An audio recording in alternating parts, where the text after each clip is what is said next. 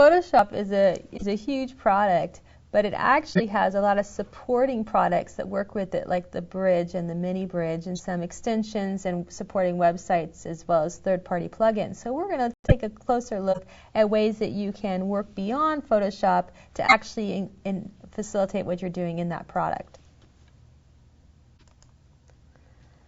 So as I'm looking here at Photoshop, looks fine. But I'm going to go ahead to File, and I can see a feature in here called Browse in Bridge. I'm going to go ahead and click on that.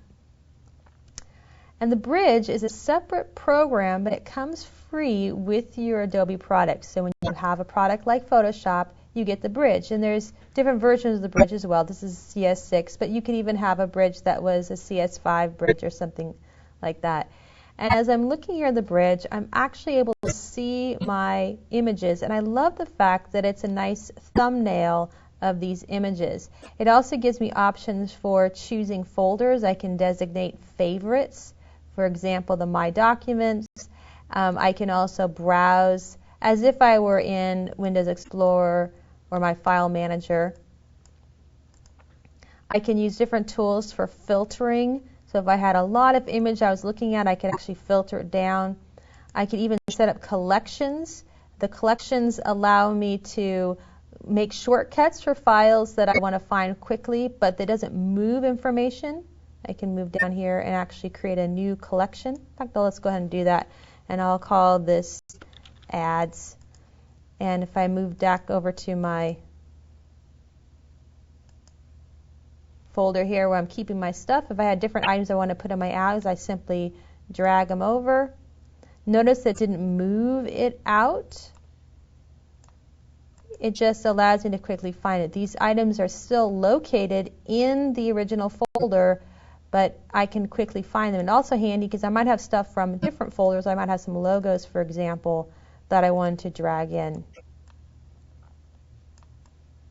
Oops. Let's try this again. Let's just move that. There we go. Move that in there. So that's a nice collection that I could create. There's another feature called Smart Collection, and the Smart Collection allows you to create a filter so that instead of you dragging items in as certain criteria are met, for example, there's a keyword, then those items would automatically show up in that collection. I'm going to go ahead and choose Cancel here. But that's a nice way to organize your information and access your information. Also here, when I'm in the bridge, if I click on the picture, I can just slide this panel a little lot farther so I can see it. I can see the image, I can see the details. I'm going to hold down Shift, and I can even have multiple files selected and get details about them. And then with the details, I can even see things such as the information about that particular file before I open it up. I have some options for changing the view. So really what this is, it's like a deluxe open. When you right-click on an image, you have the option to open it right away, and that would open the default product. In this case, it would be Photoshop. Or I can even choose some options depending on what's installed on your system. You have some options to open it up. There's also this feature to open up in Camera Raw, and Camera Raw is a way to have more details for photo editing and color correcting. So the actual bridge itself gives you some options for what product you're going to use to open it up.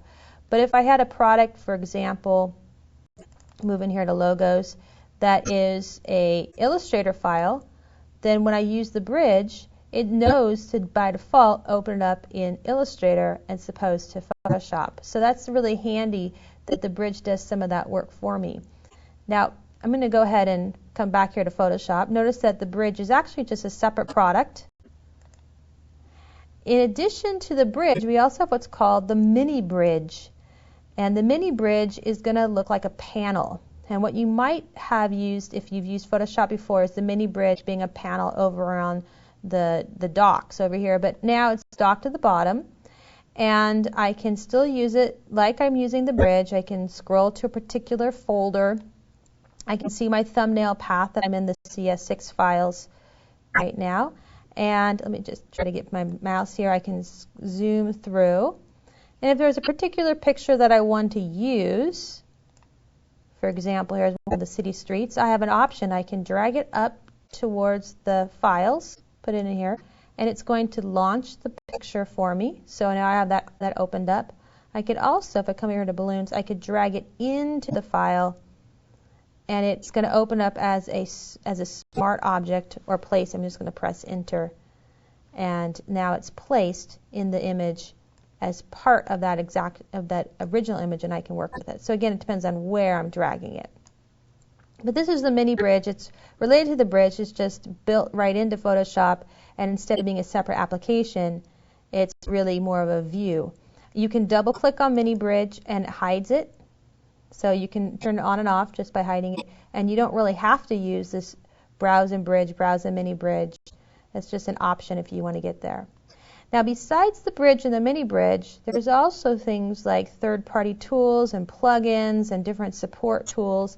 And let me highlight a few of them for you. I'm going to go down here to some websites I've opened up. One is called the Adobe Photoshop Touch. Now, these are third-party tools. You buy them separately, but these are some new features that have been added to Photoshop to allow you to have enhanced work with some of your smartphones and tablets. And so they give you some more tools that will take advantage of the touch features in smartphones and tablets. You also have a website here called the Photoshop Exchange website.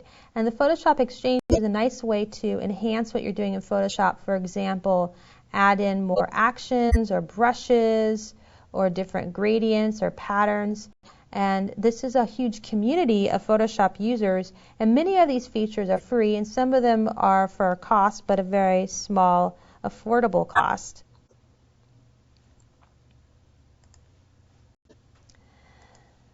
Let's go ahead and minimize all these pieces. So what you have is the Adobe Bridge and the Mini Bridge, the Camera Raw, different websites like the Exchange, and just Adobe website itself that gives you access to other ways that you can supplement what you're doing in Photoshop by using these additional features.